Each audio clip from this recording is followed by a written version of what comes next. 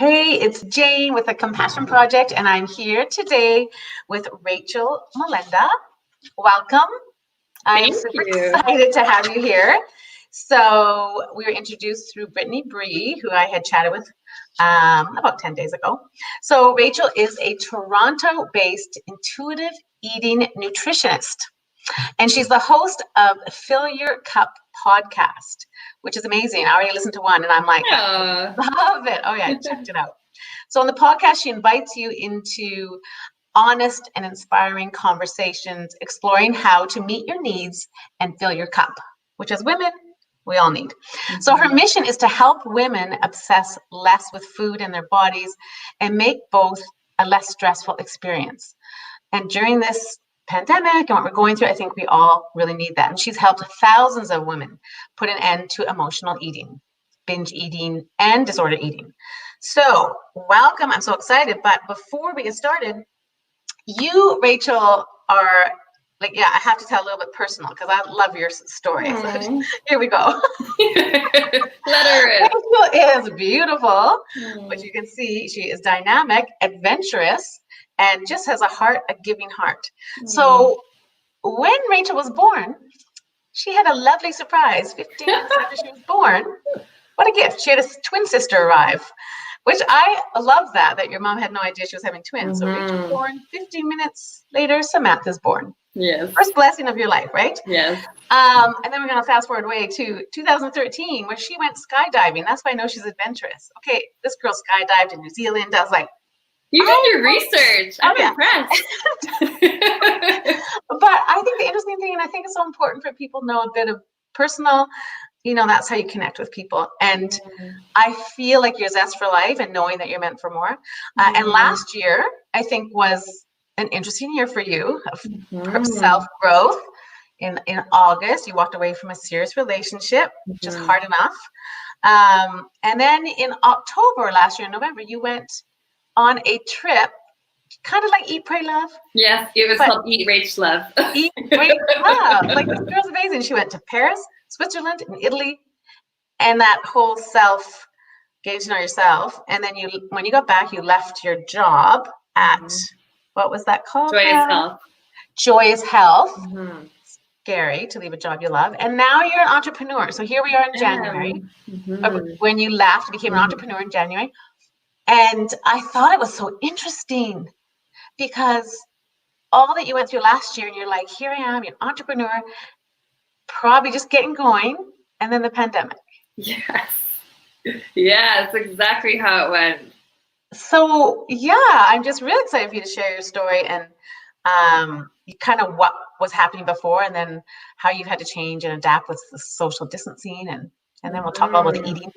Yeah. Well, thank you for doing such a deep dive of research. I feel very seen and very heard right now, because it does paint a good picture of, where I'm at today and what I have gone through and why I'm doing what I'm doing today. So I guess like you said, this whole thing of my life is like I've always felt like I was made for more, and I've never been one to accept a mediocre life. I know a lot of people.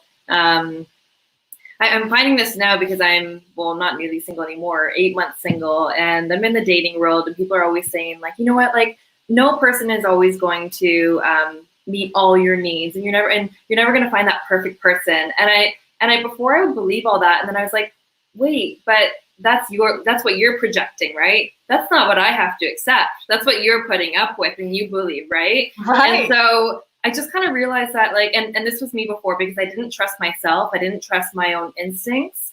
I didn't trust my intuition, that I would always turn to other people. Again, when I was in my relationship, which again was a very healthy relationship, but just didn't feel right, I was always turning to people. How do you know when you're in love? I would be on the bus and talking to the bus driver. I'd be like, they'd be telling me about their love story. I don't know, this happened once. But I'd be like, how did you know when they were the one? And I was always looking for evidence, and again, not trusting myself. And then I had a little wake up call one day where I was like, wait, only I know what's best for me. Only you know what's best for you. And that's kind of started this cascade for, paving my own path and doing my own thing. So that's kind of just like the theme of my life right now. I have this, you can't really see, it's very small. My chest. Okay, I know that tattoo. It was your mom's, something your mom says. Yeah, so my Wait, mom what has always told me to trust and surrender. And she's been telling me this for years because I tend to be a bit of a worrywart and want to control things. And she's always said, like, Rach, trust and surrender, sway like a palm tree, go with the flow. And I always thought, like, I wanted a tattoo one day, but I was so afraid to get it because I was like, oh, I don't like the permanence of it. And in hindsight, now what I see is that I was afraid of getting it because I wasn't living true to it, right? I was still controlling. And then in this past fall, when I fully was like, yo, I'm so trusting and surrendering right now. I have no idea what's going on or what's going to happen, but I trust. Like, let's go, universe. So I got the tattoo and I had her write it out. I actually had her write it out like last June. So I had the piece of paper with me, and then like last fall, I was like, okay, let's go. So that's been really cool. And I saw the paper that your mom wrote it out a whole bunch of times. Yeah. Like, I researched it. I was like, I love the trust and surrender. I love that because that's what we all need to do, but it's scary, right? So did you get that before you went away on that trip? I got it after. After, when you came back. Yeah. So it was like break up in August, be super fun and single for like a month in September. Moved in with my twin sister, which was really cool. I got to experience that, which we've never had like as adults. Went traveling in October, got the tattoo in November, and then kind of just continued on with life. So yeah. So is your, as an entrepreneur, what is your, like, what is it you're doing? You have, is it a website? I know it's helping women with emotional eating, which. Yeah. So what I do is I'm an intuitive eating and body image coach. And so I'm trained as a nutritionist, but when I started practicing as a nutritionist, I just found that like a lot of people knew a lot about nutrition already. And the problem wasn't that people didn't know enough. It was that they knew too much, that they stopped again trusting themselves, trusting that their body might actually know best. And there's a big theme of like emotional eating coming up with clients that I would give them a plan and they'd be like, oh, I did it for like 3 days. And then like I had a super stressful day at work and then I just like ate my whole cupboards. And I was like, oh, like I get it. Cause I used to do that too. Like I struggled with disorder eating for over 10 years. So that's how I transitioned into that world. And now that's primarily the work that I do. So thankfully with the pandemic, all my work was already online. While I only went full time with my business in February this year, I've been working on my business for 3 years. So I felt like, I know there were moments at the beginning of the pandemic where I was like, oh, I should have a real job and this wouldn't happen if I had a real job. But the thing is like people got let go of their real jobs, right? There's no security there. So I feel really grateful to have created this platform and community that I have. All my consulting is done online. I'm working on online programs. I have the podcast. So not much change for me there in the way of the pandemic. I guess the primary change, it's kind of interesting when we were talking just briefly before this. It is kind of, I don't want to say my time to shine, but like this is my time when I can really help people because people are stuck and confined to their homes, like to their kitchen cupboards and fridge all day. And okay, Rachel, it is your time to shine. We need you. Oh, I don't want to be like Rachel coming through. I'm here to help you, but. No, I really, really believe it's just that women might not know what you do or know that someone out there that can help them. And I like, we were talking about the Fill Your Cup podcast and what that means. Yeah. Do you want to explain what that means? Because I was like, I think that's so cool. Mm-hmm. So, I mean, when I transitioned to the emotional eating world, I wanted to start a podcast. And I had been studying podcasts for a while, like about like, okay, what would mine be like?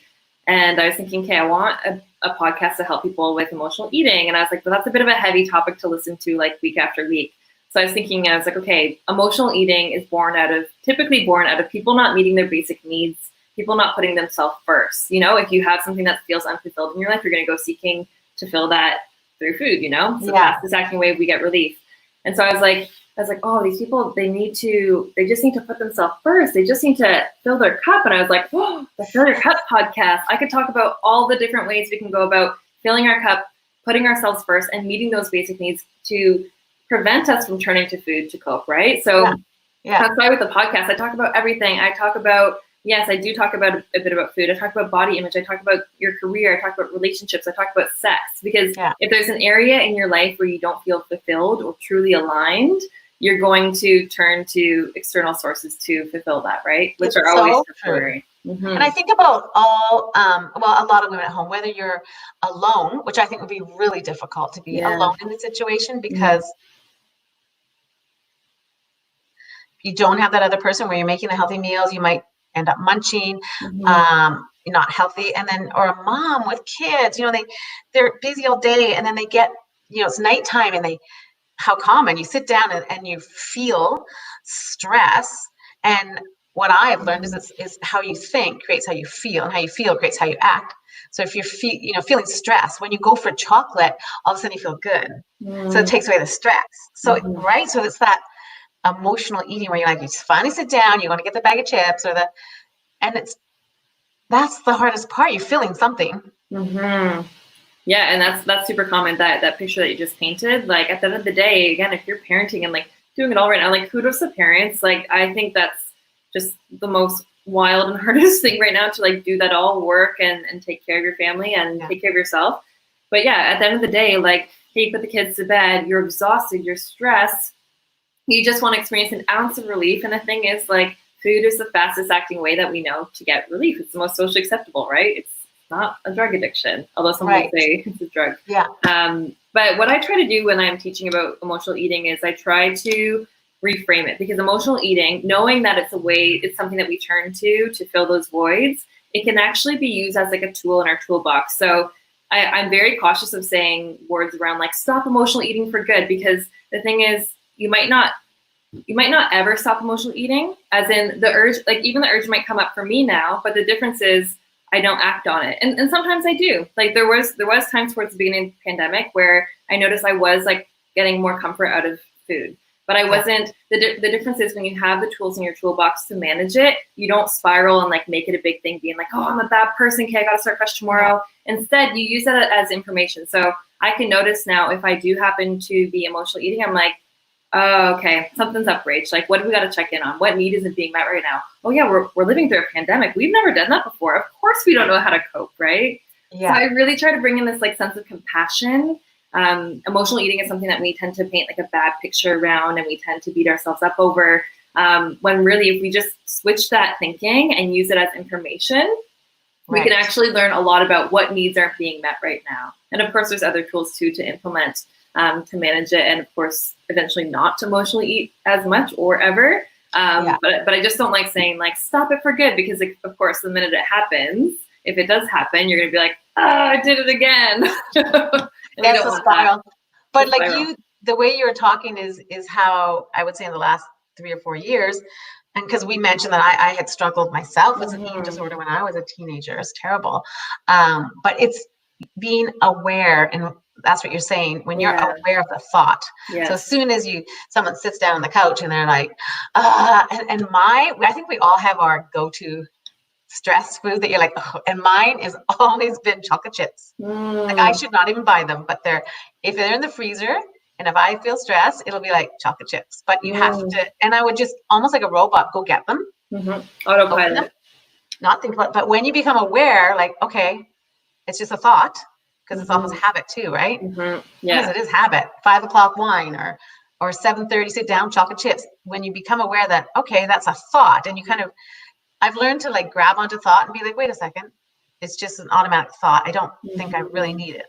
So I've tried to replace it. Like it's not as satisfying, but I'll go get raisins now because they're munchy. And then I think if I still want chocolate chips after, I might go get them. But I try to replace it first with something. Do you feel satisfied by the raisins usually? Surprisingly, I do a little bit, not as much as I would with chocolate chips. But I know that after, because I'm feeling that void. It's satisfying for something that I don't feel good after, though. It doesn't solve the problem. Right. Yeah. I feel worse after. Yeah. And I have another part of the work that I do in the way of like breaking from dieting and getting on the path to intuitive eating is actually like what the situation that you described there, I would find myself in all the time. I would say like, oh, I really want the ice cream right now, but no, I shouldn't have the ice cream. So I would have like frozen, what do they call it? Banana ice cream, which like if you freaking want ice cream, then banana ice cream is going to cut it. And then you have that and you're like, well, that was an ice cream. So then you go to have the chocolate chips. Well, that was an ice cream. So you go to have like more, I don't know, caramel sauce. And then by the end of it, you go and actually have the ice cream. So you're like, that's all I wanted. So, I mean, part of the process too is like, what actually perpetuates the way that we engage with food and what makes us feel out of control is the fact that maybe you've labeled the chocolate chips as like a bad food. You're like, oh, I shouldn't have that food. And when we do that, we put it on a pedestal. We make it like the forbidden fruit. And what do we want to do with the forbidden fruit? We want it more, right? Yeah. And then eventually we obsess about it. And then eventually we have it and we're like, I've already had a handful. Why don't I just have more? Whereas, and what I teach my clients is I say, hey, let's bring the scariest food into the house and let's make it always available. So if you like, yes, I'm a nutritionist, but I have ice cream, I have chips, I have chocolate, I have all those foods in my house all the time. And the thing is, when you know they're there when you want them, you actually don't have them all the time because you're like, it's not exciting. They're just there, right? There's no novelty around it. Now, emotional eating will change how you interact with those foods. So I think in that case, like, it's a matter of, yes, bringing in that awareness again and being like, okay, I know from having done this enough times that the chocolate chips might give me relief for like a fleeting moment, but it's just that it's fleeting. Right. I know, because it's not solving whatever it is. And I think the whole social distancing, it's the uncertainty that is creating fear and people thinking. And then I think when you turn to food, it just makes you feel better. Totally. And like, I believe too that what we do as moms, and I think you've talked about this too, and I really believe this is just a habit. When your kids, I did this to my kids, like, oh, you fell, they hurt, oh, come, it's okay, like, come get an ice cream. Or I have grandchildren now, and I find myself doing it, soothing them with food. Like, oh, it's okay, don't cry, like, come, we'll have a popsicle, you'll be all right. So hard not to. Yeah.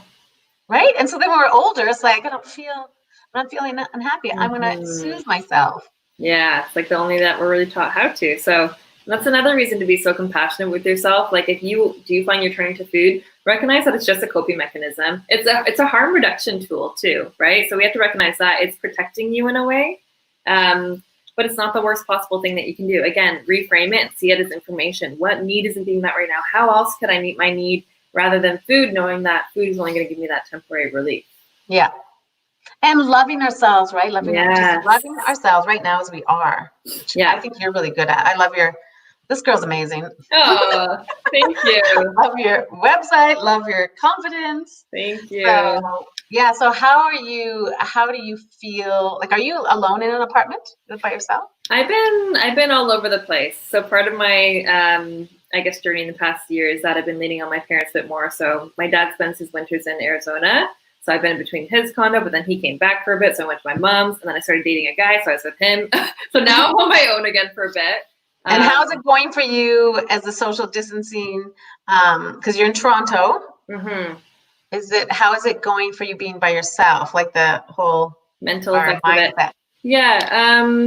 Honestly, pretty good. I would say like in the first, say 5 weeks of it, I think maybe like everyone, I was just kind of in like, I went into fight or flight, right? Especially with my business. I was like, whoa, what does this mean for my business? And I just like reacted positively. Like honestly, a lot of good has come from this because before you mentioned that like, well, no, I'll answer this question first. I tend to go into many tangents. I'm doing pretty good. Again, I'm really used to working at home. I have an amazing setup in my office that I feel super inspired in. Surprisingly, I'm a bit of an introvert. As much as I love socialization, I recharge on my own. So if I do feel eager for socialization, I hop on Zoom. So that's been pretty straightforward. In terms of food, I love cooking, so I don't mind making all my food. So in that way, it's been quite good. But yeah, it was funny. The pandemic has actually helped my business in a way, in that when I went full time with my business in February, I found I was like doing all the things I felt like I should. And again, like I went from working 2 days a week on my business to having 5 days, and I was doing all the things and nothing was working. If we look at from a number standpoint, it was my worst month ever. Mind you, I was building that sort of thing. And then the pandemic hit and I was like, crap, that sucks. But something really cool happened because I think in that first week or so, we all kind of realized like we took the pressure off. We realized, okay, we aren't superhumans. Like, we have to be compassionate with ourselves. And I did the same thing. And I just took away all the shoulds of my business. And I was like, what, okay, like, what are we going to do about this? How can I serve my community in the way that they need to be served, knowing that emotional eating might be an issue, right? Yeah. The first thing that happened are these quarantine dance parties that I introduced. I don't know if you saw that in your creeping, but No. in the past years, like, I just love dancing, and I'm not like trained professionally, but like, I'll put on a tune and I'll just like dance. And so I've been doing this for years. I'll hop on Instagram stories and like bust a tune and like bust a move. And I did it on a Saturday when the pandemic hit, and so many people replied back being like, oh my God, thank you. That was like the bright light I needed in my feed. That was so inspiring. That like made my day. And I was like, wow. I was like, you know what? Why don't we do a dance party on Monday? Instagram Live, 12 p.m. I'll make a cool playlist and we'll just dance. And I had like 100 people dancing with me, and we're all like, woo! And it was amazing. And so I did it day after day for the first week. And then I was like telling my friends, I was like, I think I found this new thing. Like, I'm going to be like this like intuitive eating dance instructor thing. They're like, but do you want to be a gym? And I was like, no. So now I've continued doing it. I do it twice a week. Mondays on Instagram Live, and then Fridays over on Zoom. So that way we can actually like see each other and interact. We have like a happy hour after. And it's been a really amazing to, again, it's more than just like a fluffy dance party. It's movement when we're so stagnant in our homes all day.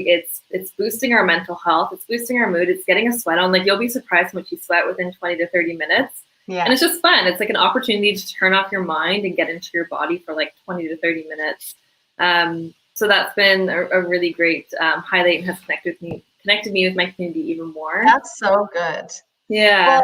Well, let's tell people about this you're doing. I think I put it up here. You have a new program you're coming out with for emotional eating. So just knowing that, again, this is kind of a cool thing that has happened as a result of the pandemic. So just knowing that so many people are struggling with emotional eating right now that might be on a tighter budget. I'm working on an emotional eating program. I will tell you guys just briefly what it's all about. I haven't really revealed too many of the details yet. But it's called the Break Free Method. It's going to be, you're going to get a comprehensive guide that's going to walk you through exactly how to manage emotional eating from understanding what it actually is, why it happens, how to manage it, from the point where you feel the urge coming on, while you're in it, and afterwards. There's video support as well. And so if you are interested in that, I want to invite you to get my free guide. So this is called the Emotional Eating Secret Sauce. So Jane's been so kind to post the link there. So, and maybe we can put that in, I'll put that in the comments after, so that it's clickable as well. But that's just a good starting point to start understanding emotional eating in a different light, maybe different than you've understood it before, and starting to get some tools to manage it. But of course, if you want to take it a bit further, I'll be revealing, I think I'll be announcing the course next week. If everything lands up perfectly, then it'll be out in the world next week. Perfect. We'll put the link in the comments, and then we'll also put the name of your podcast, so people can check that out, because I think that's amazing. And I just think the more people we can help, the better, right? So here, someone had a question. How did you learn to teach yourself compassion for yourself? That's a great question. That's actually something I talk about in the course, because I think it is easy to say, just be compassionate with yourself, just love yourself, when really that's really hard. How did I teach myself? I honestly think, for me, through trial and error, through being really mean to myself and realizing that doesn't work. I saw a really great quote on Facebook today that said, if hating your body to change it actually worked, it would have worked by now, right? And we often say that again. If hating your body to make it, to change it actually worked, it would have worked by now. It was something to that degree. If hating your body, if being mean to yourself worked by now, it would have worked. So something to that degree. I always butcher quotes. I shouldn't quote anything. But how to be compassionate with yourself. I think, I love the body positivity and body love movement, but sometimes waking up and loving yourself is like a lot of pressure. Like, there's days where I wake up and I'm like, I don't like my body today. Or like, I don't really like this today. And I feel kind of out of a funk. But in those moments, I like to practice, and this is what I recommend to you, is body nonchalance, or just body acceptance. So it means you don't have to love the crap out of your body, but let's not hate it either, right? At the very least, treat it with the respect that it deserves. Feed your body, move it in a way that feels good. Incorporate self-love practices. I know that like self-love can get like a fluffy reputation too, but like it works. Like I just got like new skincare stuff like for my face, and so I have like a little routine of like exfoliant and an oil cleanser and a moisturizer, and I take my time with it. And like when I'm putting it on, I like say loving things to myself. And after a shower, I used to always like stay in a towel until I could switch into clothes, and now I like strip off the towel and I look at myself in the mirror and like I say loving things to myself, and I put moisturizer all over my body and feel all the crevices, and just really normalize it. And being grateful too, right? Being grateful, yeah, being grateful for what your body does for you as well. Yeah. And honestly, this might seem unrelated, but like wearing clothes that are comfortable for you. So that means wearing the size that fits you now. A lot of us are hanging onto clothes that maybe are too small, and maybe we're wearing them or they're hanging in our closet because we're like, one day we'll fit into those pre-pregnancy or pre-whatever jeans. Yeah. But the thing is, by having that as a reminder or by forcing yourself into it, it's not nice. It doesn't serve you. Yeah. I recommend sizing up. I'm wearing size 14 jeans right now, and usually I'm a 12. And while that might have like hurt my ego a bit, I was like, I want to be comfortable, right? And also recognizing that sizing doesn't mean anything. Like it's just like different wherever you go. So just treating yourself with a lot of love and in that way. The other thing too is that like the gratitude thing, I think, because I had struggled for so long with an eating disorder, and it hangs on to you. It doesn't just disappear. Totally. But I listen to Zig Ziglar in my car. I don't know if you've listened to Born to Win with Zig Ziglar. No. Life changing. I mean, he's from the 50s. He's like the Tony Robbins of the 50s, Zig Ziglar. And there's things that stick with you.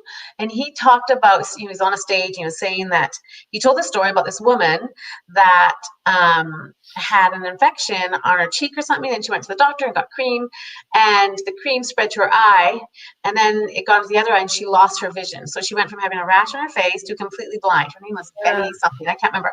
And he's talking on the stage about this, and he basically said to the people in the audience, like, she got an insurance check for $1 million. That's what she got for the loss of her eyesight. And he basically said to the audience, right now you're standing before me and all of you are worth $1 million.